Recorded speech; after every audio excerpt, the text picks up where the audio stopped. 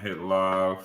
Cool. We are live on YouTube and Facebook. Welcome everybody. Thanks for tuning in. We got a good segment today. We're gonna be talking about seller finance. I love the hashtag that cash is in the past. I love that. We got a special guest, Mr. Tim Yu, who's joined us several times as a visitor and then speaking a couple times, help us talk about seller finance, some of the deals he's done, some of the creativity that's brought to the stage. So happy to highlight. Thanks for joining us again, Tim. Yes, sir. Appreciate the invite. And if you guys in the chat, just put where you're from. I know a lot of people are new. You might have some new people. Put where you're from. We love to hear from you guys too, whether it be Facebook, YouTube, Instagram. All right, awesome. Seth, you should be good to go. All right.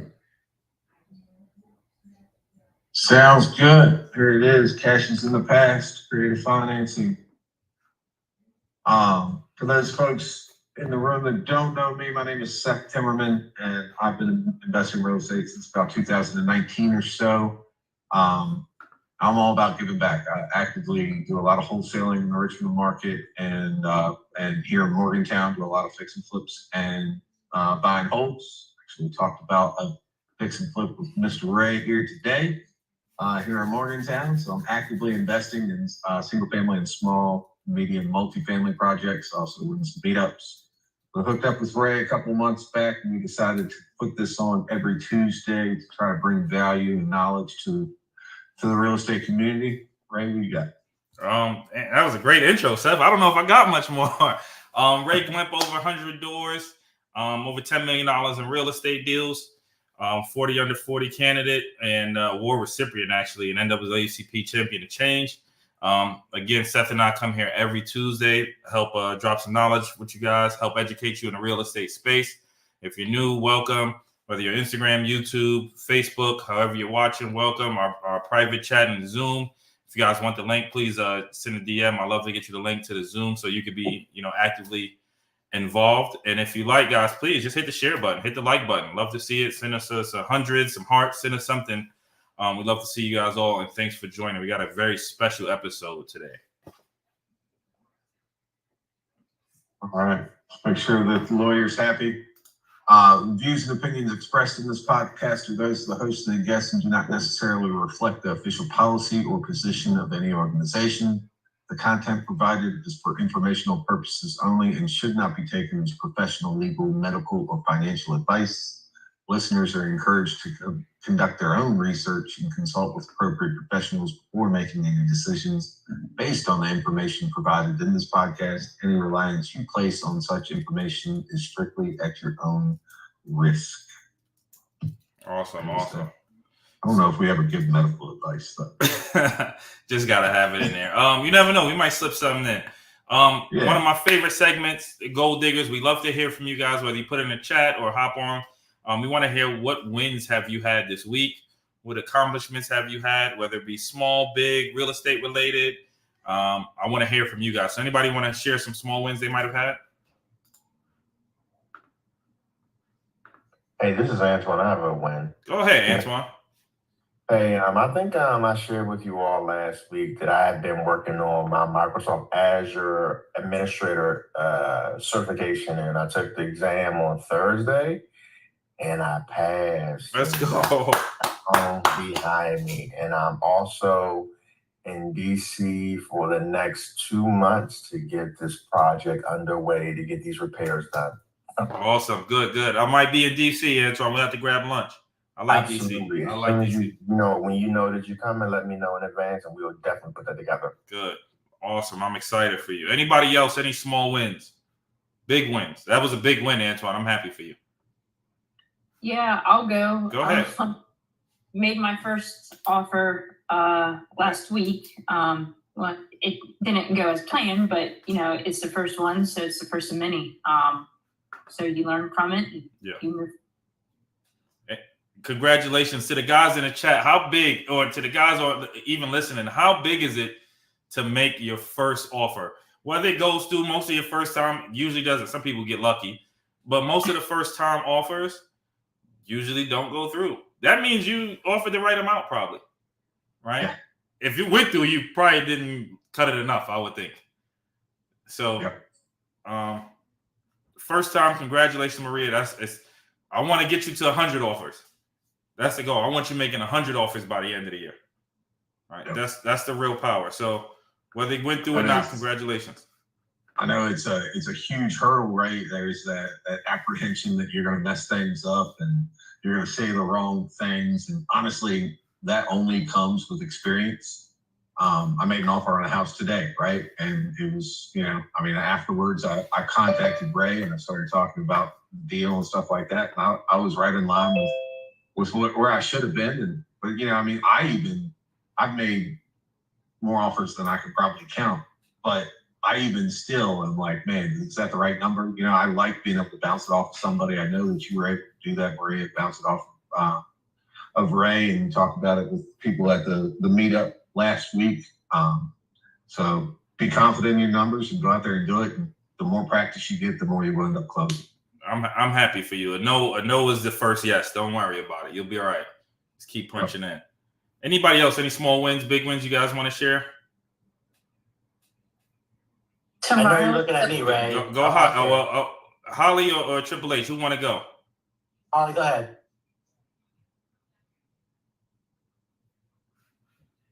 Okay. All right, I'll go. Oh, wait. Holly, go ahead. You get It's the floor. fine.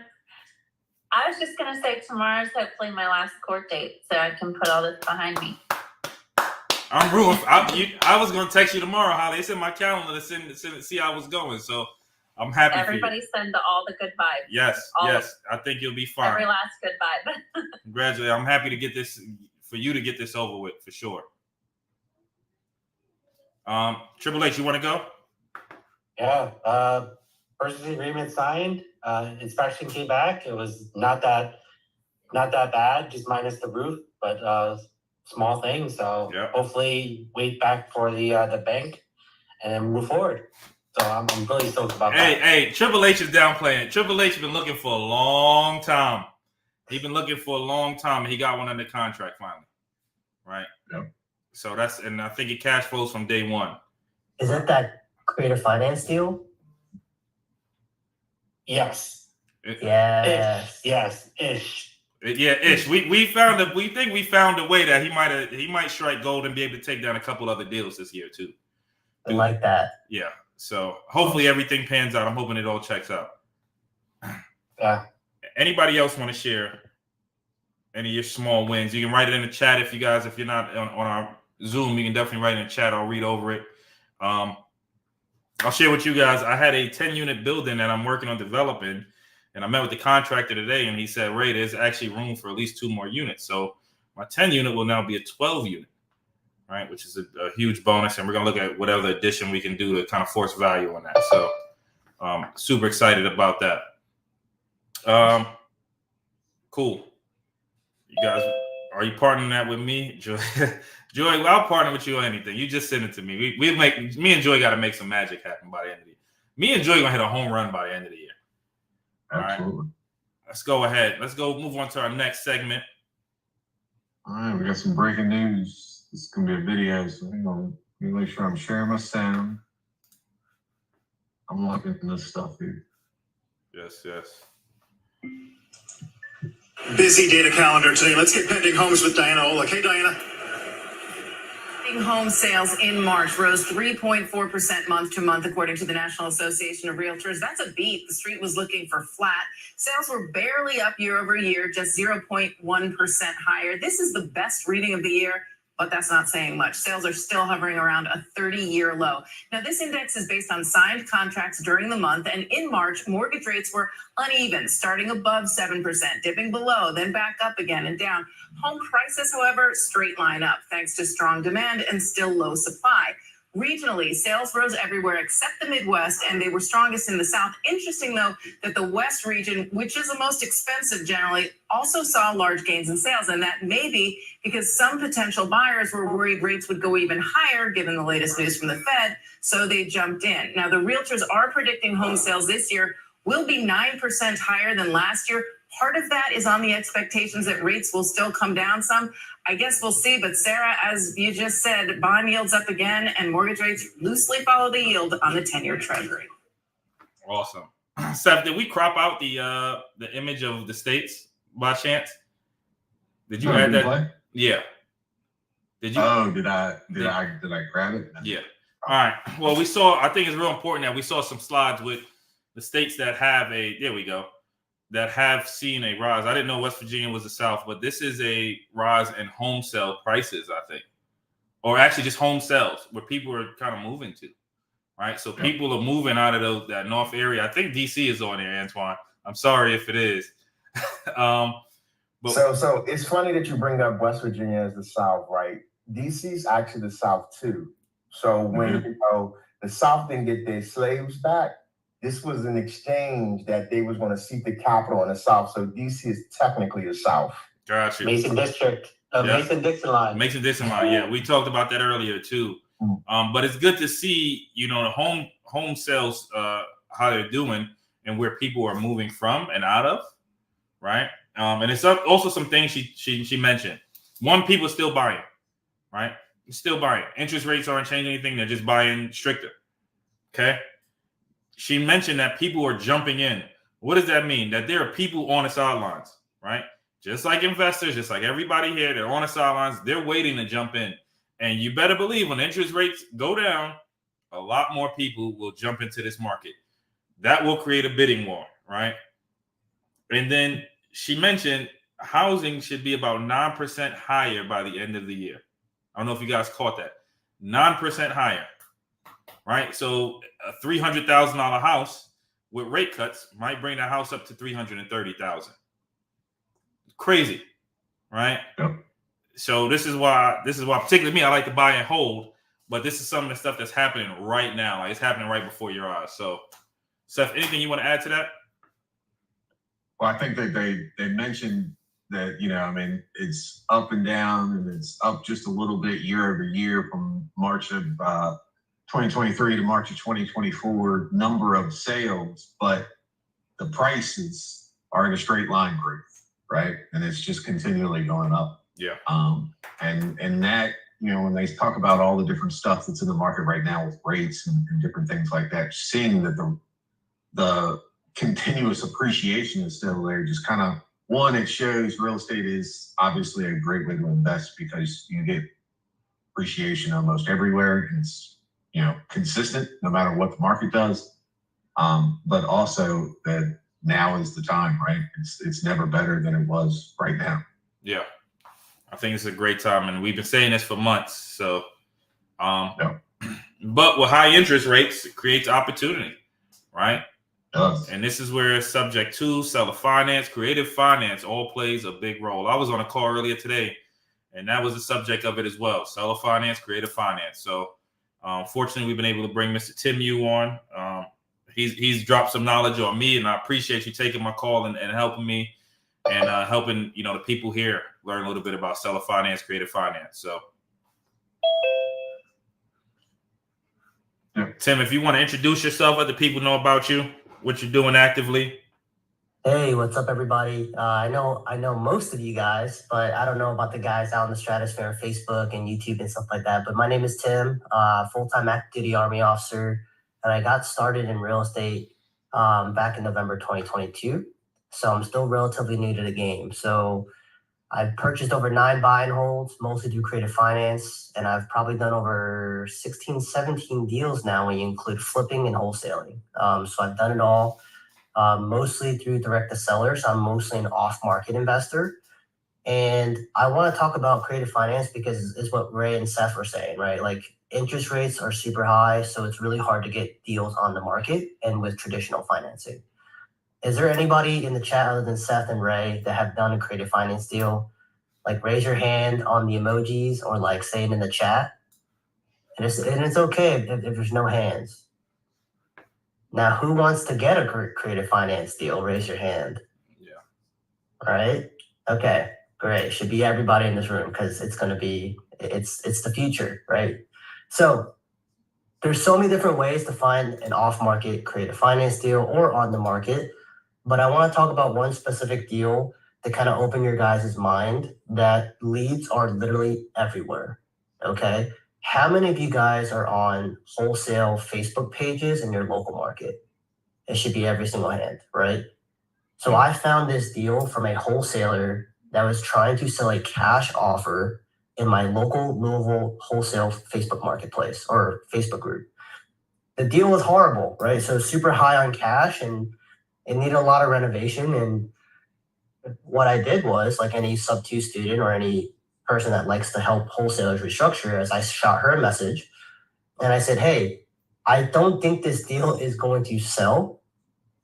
Would you be open to JVing and I can restructure the deal for you? She read my message and left me on read.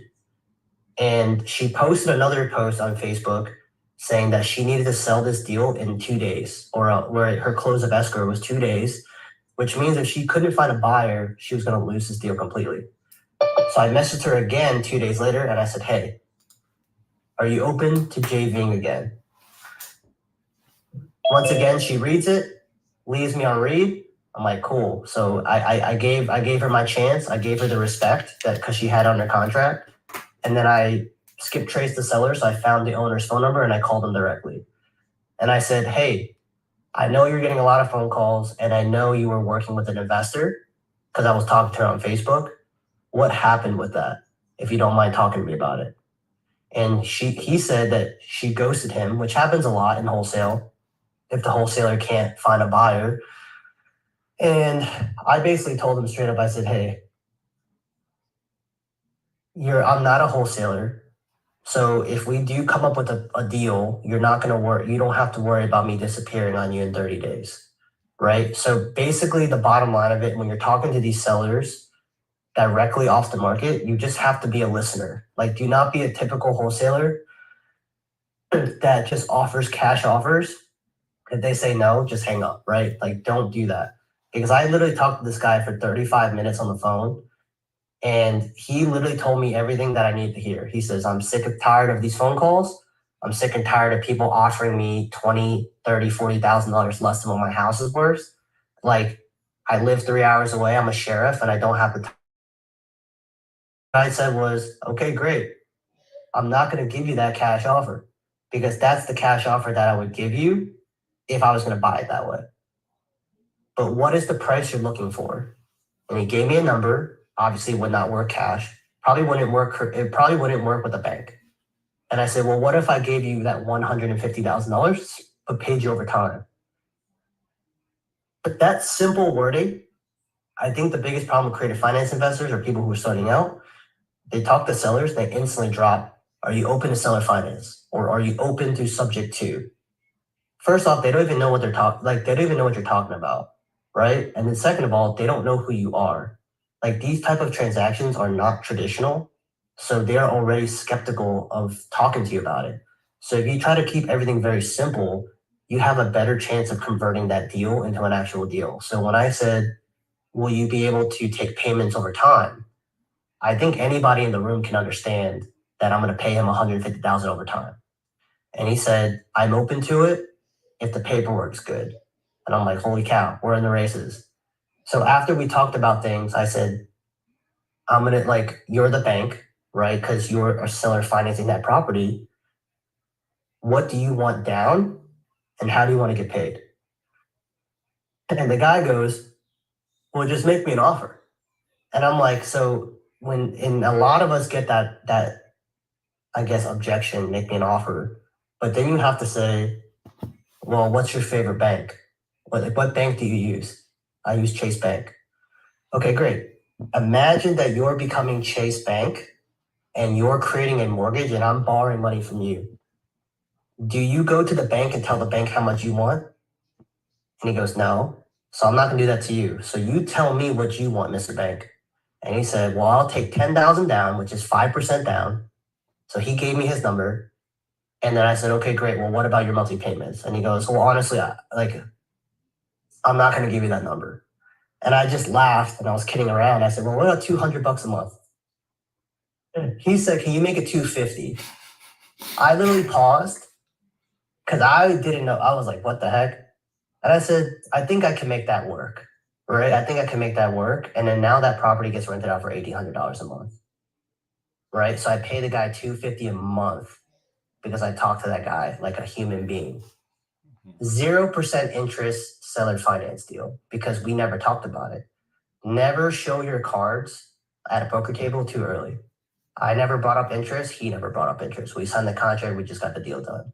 Okay. I just wanted to tell you that story because I became an absolute believer when that deal happened to me. I thought I was very skeptical that I could even find a deal like that. As you know, like my mentor is Pace Morby.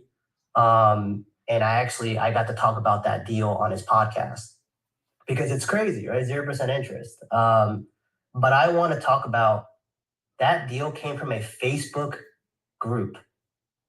Okay, so I want to open your mind to how you can find leads because all these wholesalers and off-market guys will tell you expired listings, pre-foreclosures, all that stuff. Those are great leads, but everybody's fighting for them, right? Like literally, I was just talking to Seth about a pre-foreclosure deal that I'm working on, and it's very convoluted. It needs experience to deal with pre-foreclosures, and a lot of rookies cannot handle these type of deals.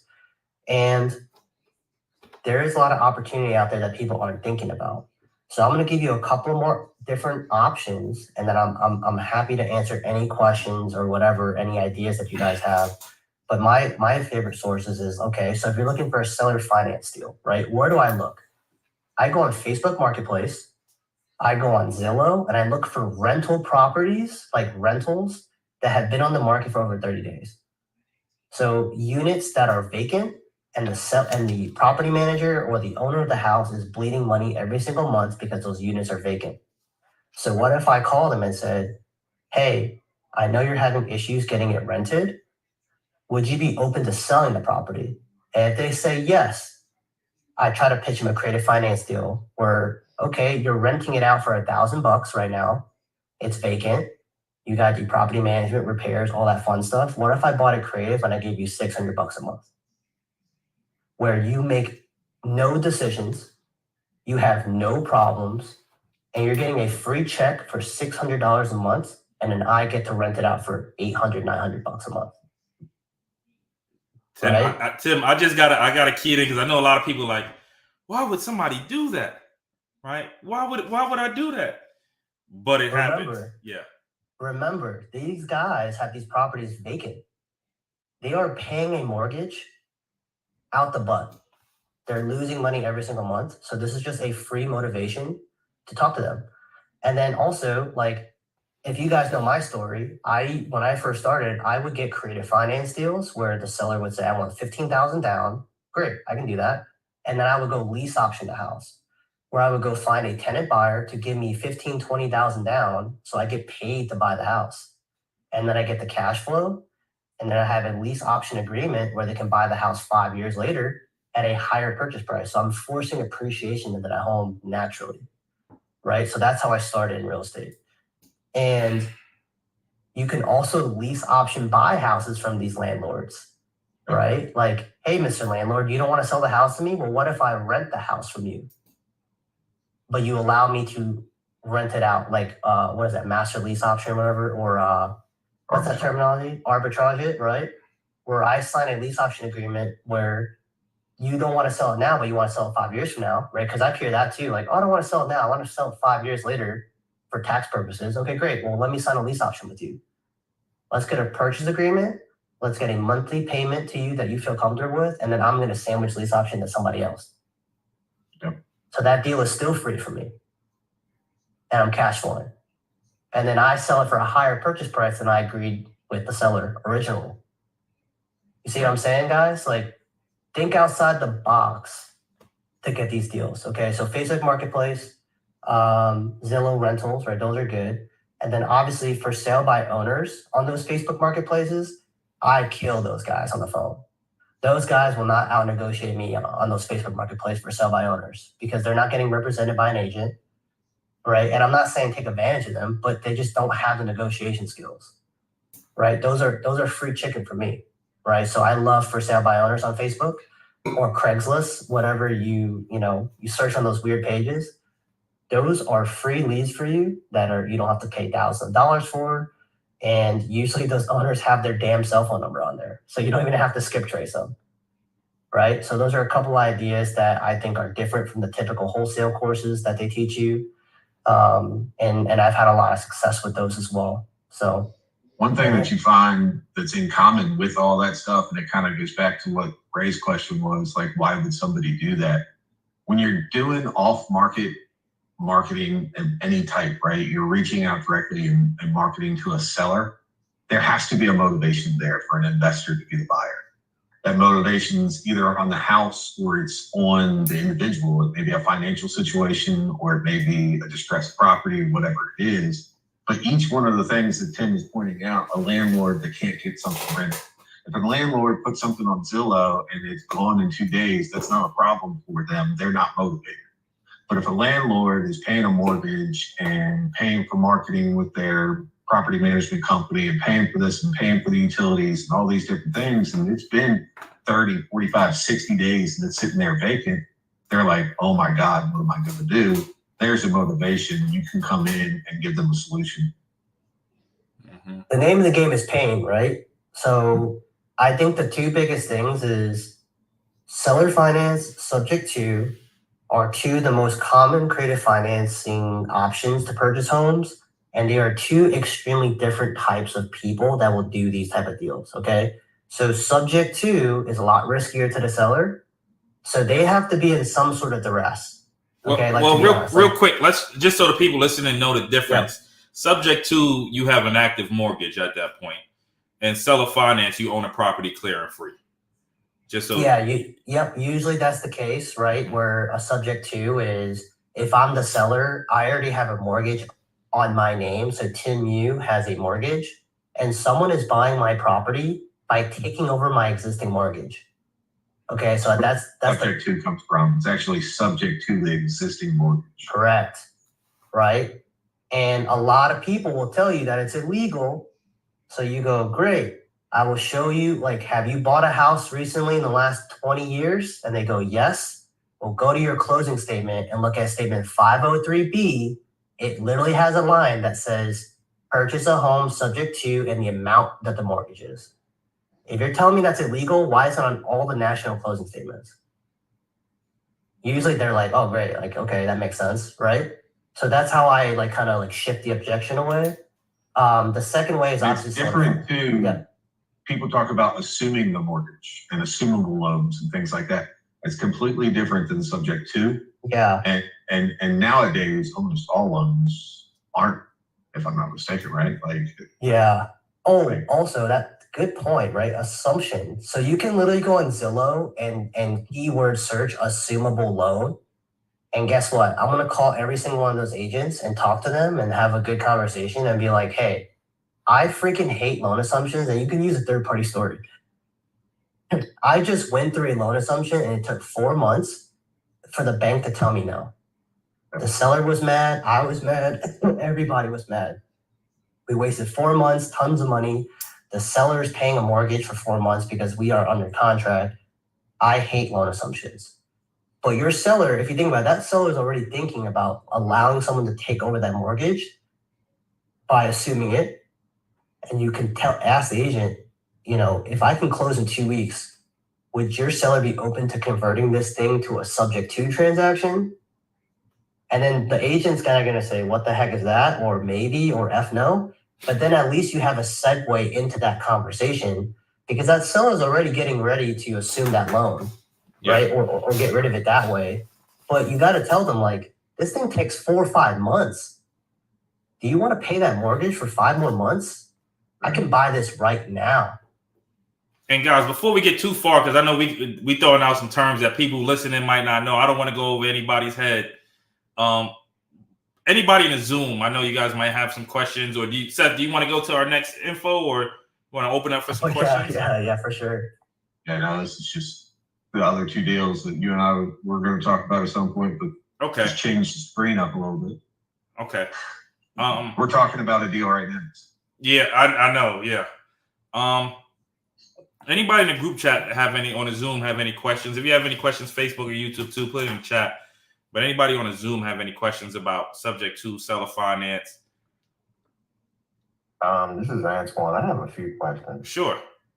I'm just, one of the questions I have is like, what is the protection that you have? Like, say you have say a seller financing deal in the contract, how do you prevent the person that's selling you the house? So, you know what, I don't want to do this deal anymore after 3 months or a year. Oh, you're talking about so they sold the house to me already? Yeah, they sold the house to you, seller financing, you're paying on time, but after a year and a half, they're like, you know what, I want to do something else. I want to sell it and just get out of it.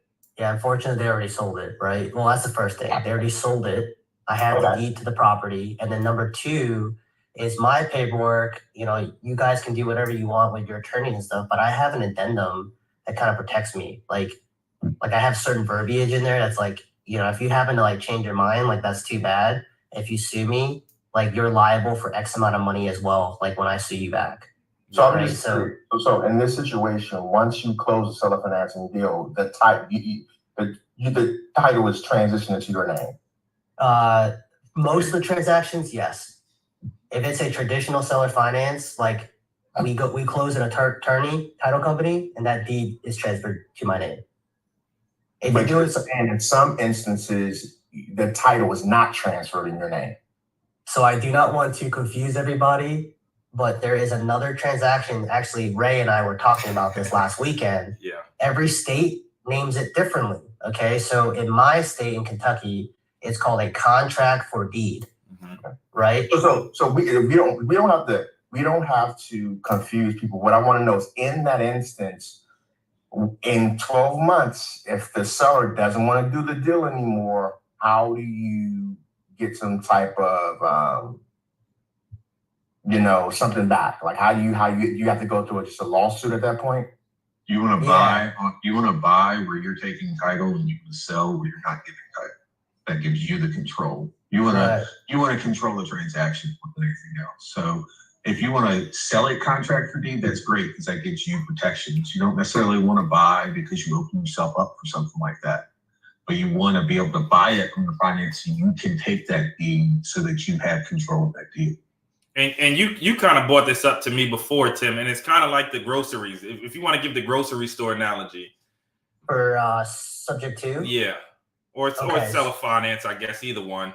So like bottom line, right, is like I use the grocery analogy for subject to because you go to the grocery store and use your credit card to buy a bag of groceries, right? It's your credit card, Antoine, right?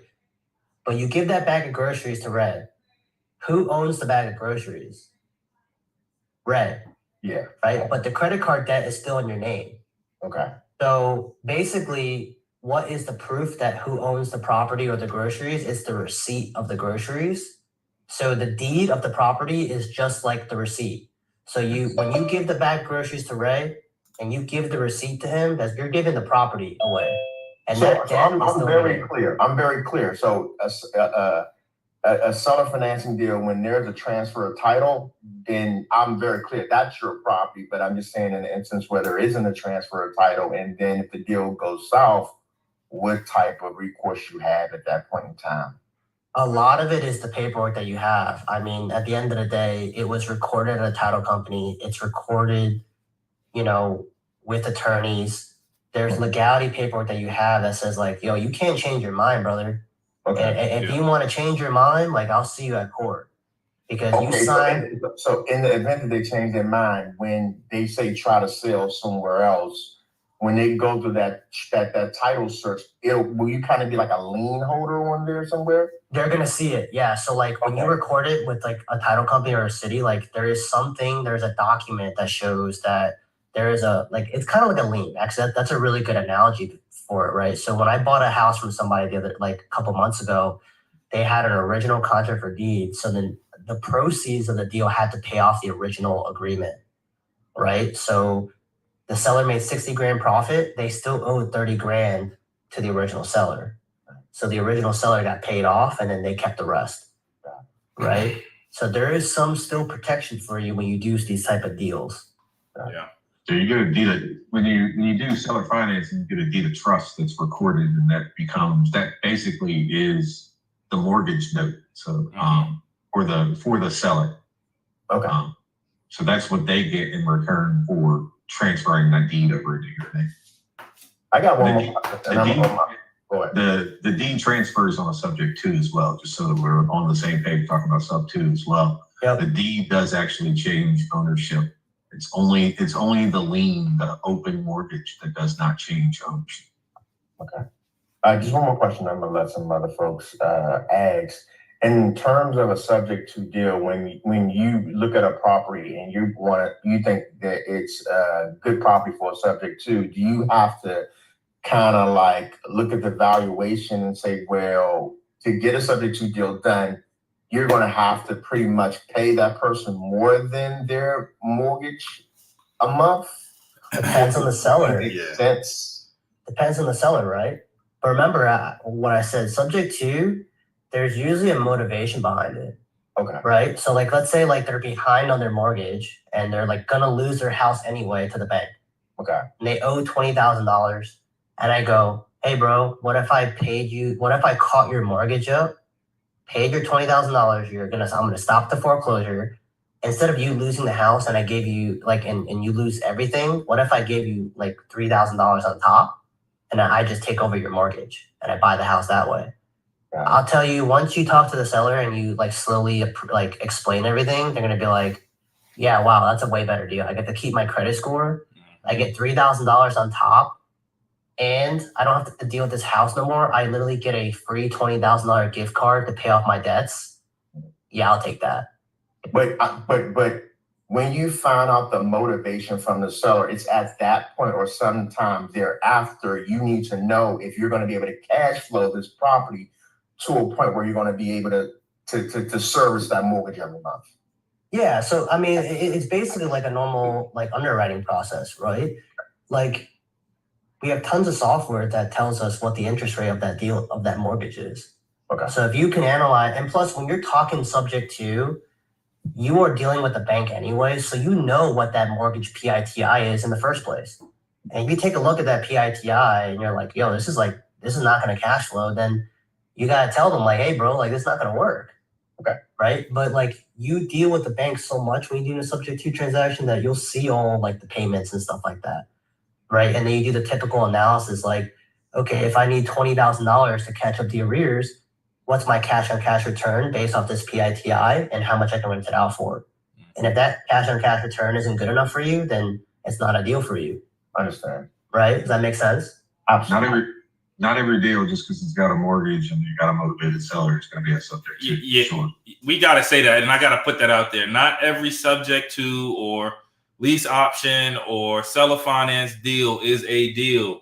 Just because they're offering that does not mean it's a deal, because you might cash flow negatively.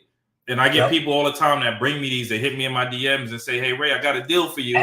And then I analyze it and it's negative cash flow. It don't make no sense, subject to or not. If I don't got to put no money down or not, I don't want it if it's negative cash flow for me. Bottom line, right? We got to make money. I see a lot of folks out there that are, because I guess sub 2 kind of got loud on social media over the last couple of years and stuff like that too, especially with interest rates going up, and there being those 3% interest rates out there from 2021 and stuff like that. And that's kind of where a lot of this momentum's come from. And now you see a lot of people out there that are wholesalers that are trying to wholesale sub 2 deals, and they're talking about like an $80,000 cost to entry and this, that, and they're just stacking money for their seller and money for themselves, and money for this and money for that on top. And it kills the deal. If it's not structured properly, it's not a deal. Just because something has a 2.5% interest rate does not make it. Yeah. That is No, so for sure. true. So true. You could talk to the seller and get a 0% deal like Tim did, right? Like 2.5% is great, but it ain't the best. You could get a 0% deal. If it don't cash flow, ladies and gentlemen, it don't cash flow. It don't work. Right. So you have to know your buy box and stick to it. Analyze the deal, underwrite it just like you would every other deal. And the big thing too with creative finance is the more you play in the sandbox, the more creative you are.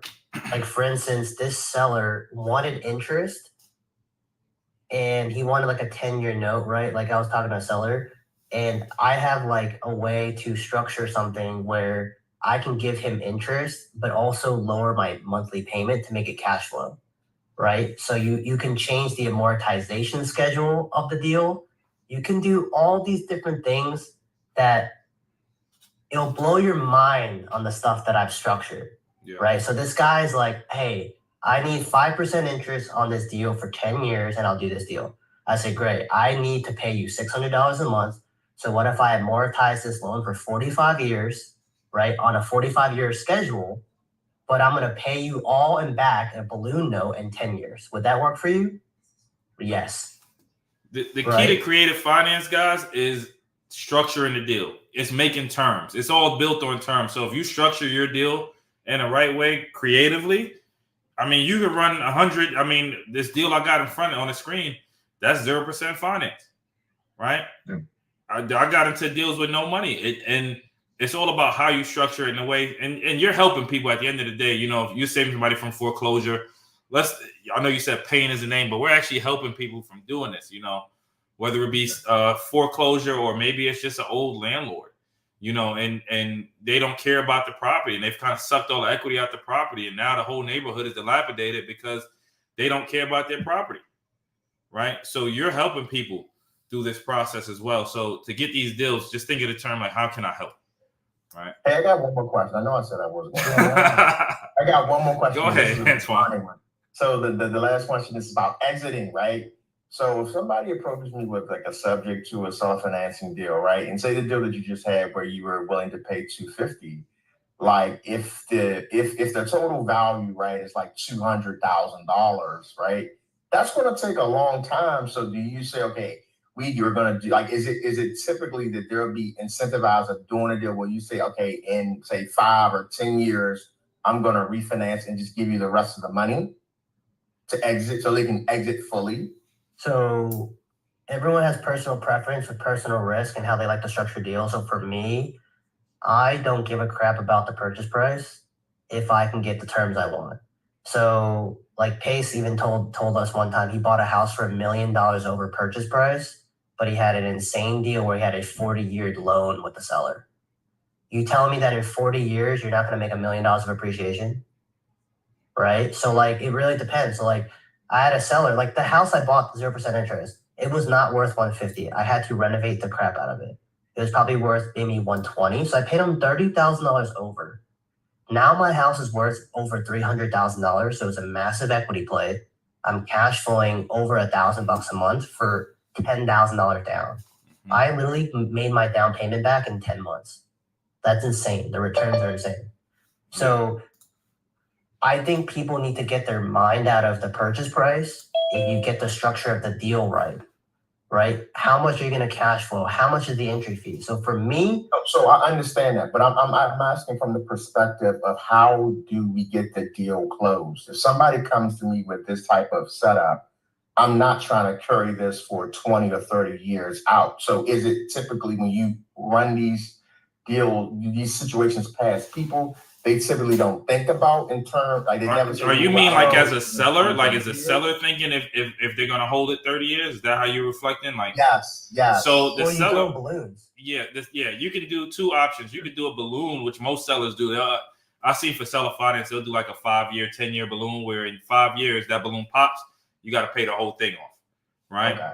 But some sellers are savvy, like a lot of like when you look at older landlords, they'll hold it for the rest of their life. 20, 30 years, it'll become a generational note. Like this property that I have, I'll tell you guys about this property in a second. It's a generational play. They got to pay capital gains on that.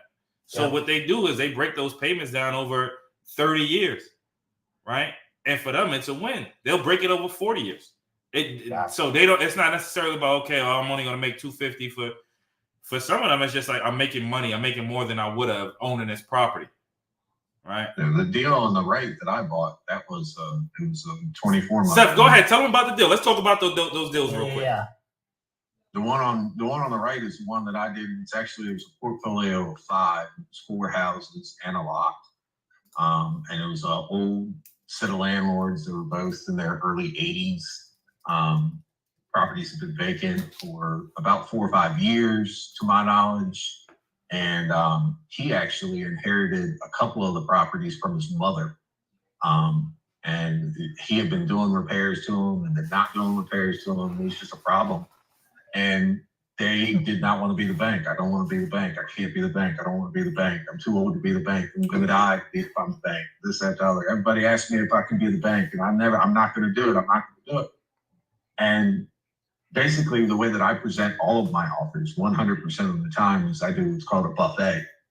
And I give them multiple options. Tim's laughing there because he loves it.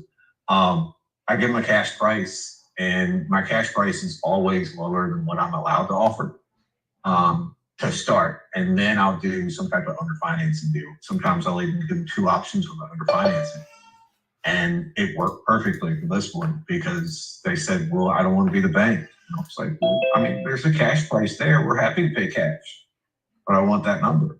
It would be the bank. They're like, okay.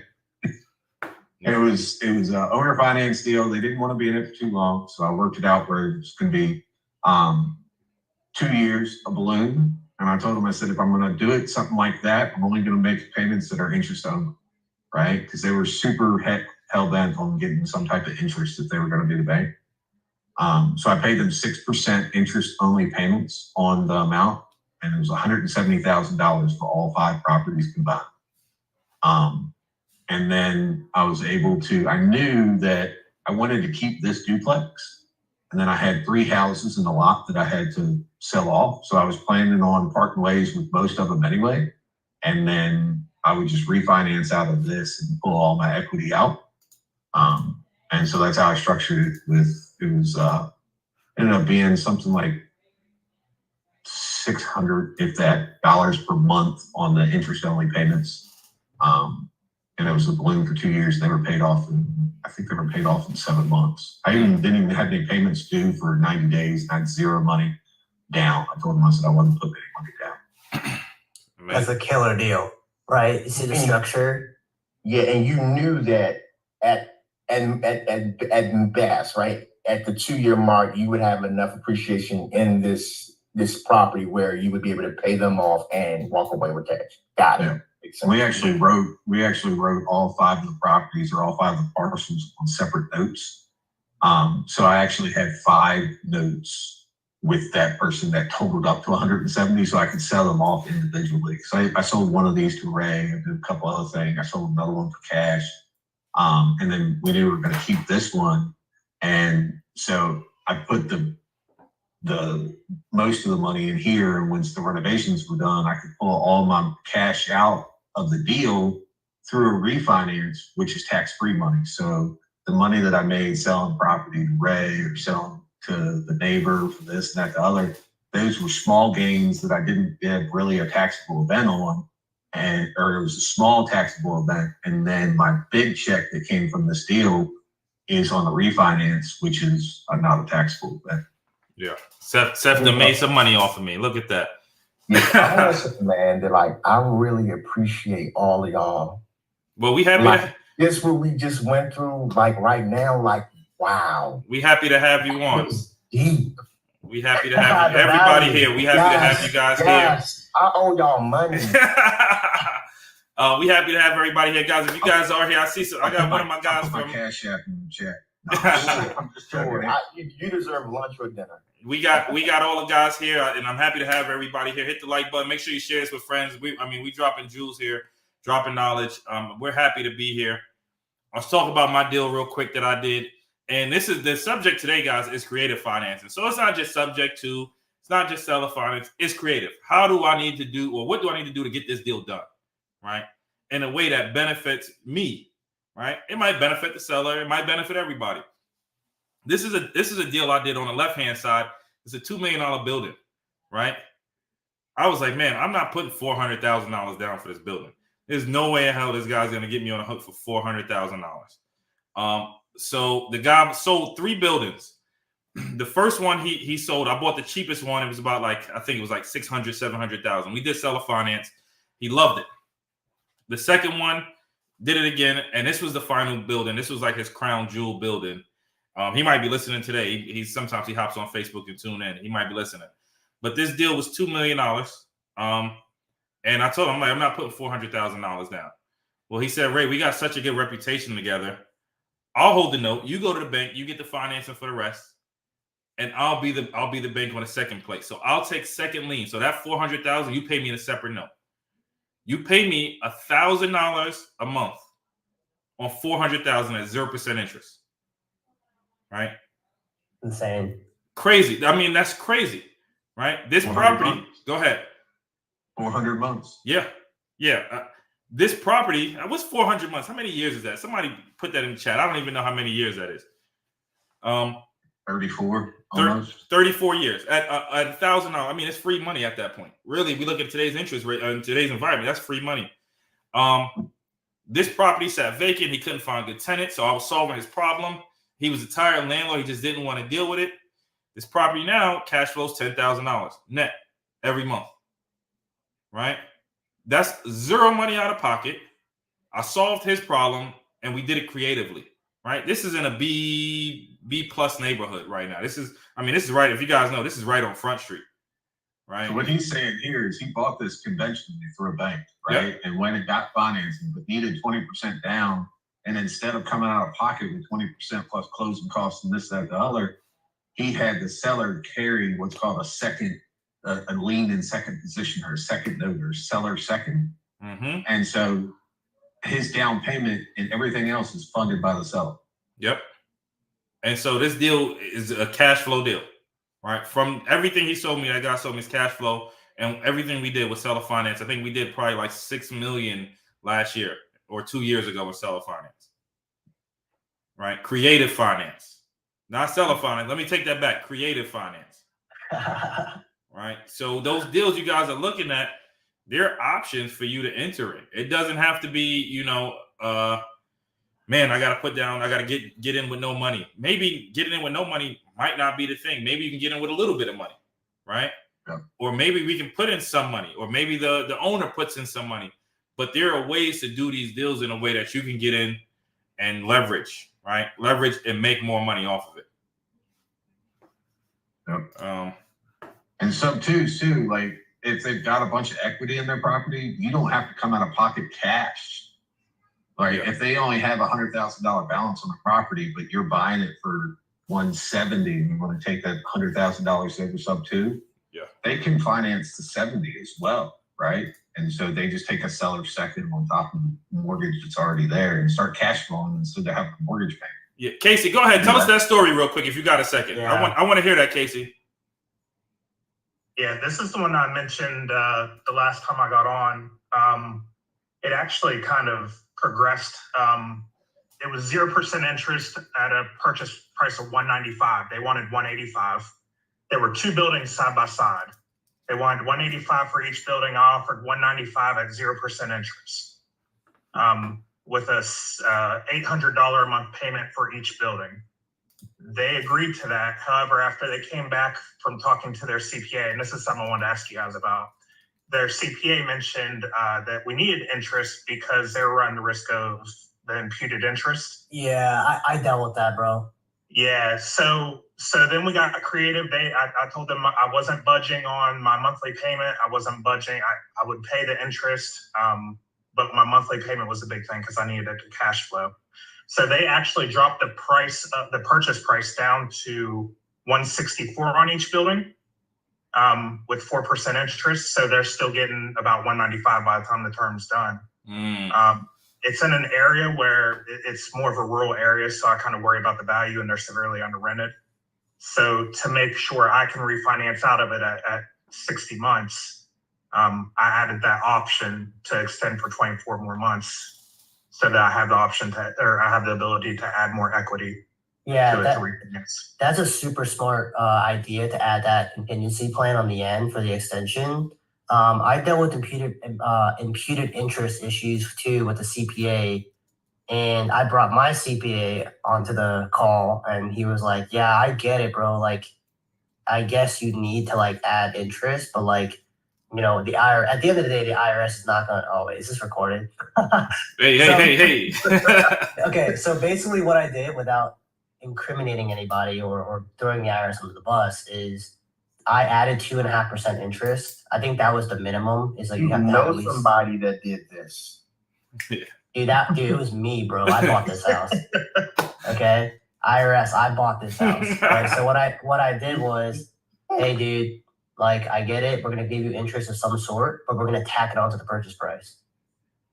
Yeah. So, and then in the IRS's eyes, it's a win. You gave him interest. You gave him 2.5% above the value of the home. He's making money. And guys, before I know we wrapping up too. We got to get wrapped up too because we're running out of time. Some of these deals can be found on market. A lot will be found off market. There's actually a point in Zillow right now where you could type seller finance, and it will bring up seller finance deals on Zillow. Right, that's how big this is right now. So, what are some of the Facebook groups we can join to see these deals? Tim mentioned it earlier. I think you said Facebook wholesaler deals. Right, Tim, you want to give them some quick tips real quick before to find those deals? You want to mention that again? Yeah. So any local market that you're trying to buy in, there's a ton of investor Facebook groups, and then there's also wholesale groups. And the second way, if you're looking for creative finance, there is a free page with 100,000 members. It's Get Creative with Pace Morby, and tons of sub-2s and tons of regular wholesalers pitch their deals on there. Now remember, analyze your deals just like you would any other thing. Sub-2, seller finance, make sure you analyze it. I see some in my local market, they junk. Zero money in, junk. You end up upside down. Don't do it. So before I just joined the Facebook group page. Good. Before we wrap up, guys, answer any questions. Make sure if you guys aren't part of our inner circle on Wednesdays, those conversations are fire. Like they are next level. So if you're not part of the inner circle Wednesdays, some people working. It's at 12 p.m. Eastern Standard Time. Tap in. We love to have you guys join in on our Wednesday call. If you're not, hopefully everybody got some value. Make sure that you're following everybody. Make sure you hit the like button, subscribe, whatever it may be. And we'd love to get you in on this Zoom call as well. If you're not part of the Zoom call, we'd love to get you on. Get in early and ask your questions. It is amazing. It's a great place to be. Yeah, man, we appreciate everybody's hanging out and watching. It's not a part of this Zoom as well. But in this room is where you get your questions answered, right? It's interactive. And that's why we keep it on this Zoom platform, so that we can have people like this, like Antoine, that actually are in here. And Jeff, was it Jeff that was asking about the deals being on market or off market in the chat, right? Like, we're taking priority for the folks that are here in the Zoom that are interactive. And that's why we started this group, so that we can share with everybody. Yeah. If you have motivated sellers, call one of us to help you structure. Yeah, for sure. I mean, we always love to help. We can with JV with you guys, help push it through. I've called Seth. I've called Tim, try to get some stuff done. I mean, network is network, and this is big. And that was something Tim mentioned at the beginning. You networked with somebody, and they ain't network with you back. Back in when I was getting started, I sent out a lot of DMs. I got no replies. Those same people message me now, like, "Hey, Ray, you want to be partners on my deal?" Nah, you cut. So just make sure. Yeah, don't be like that person on Facebook that Tim was talking about in the first part, right? Like, Tim put out a rock solid deal and absolutely was willing to bring that person in, and they just ghosted it. Yeah. Work with these folks. Yep. Love it. Before we wrap up, any Q&A? I guess no questions. Guys, join us Wednesday. Send me a DM if you guys need anything, if you need the link. Seth, quote of the night.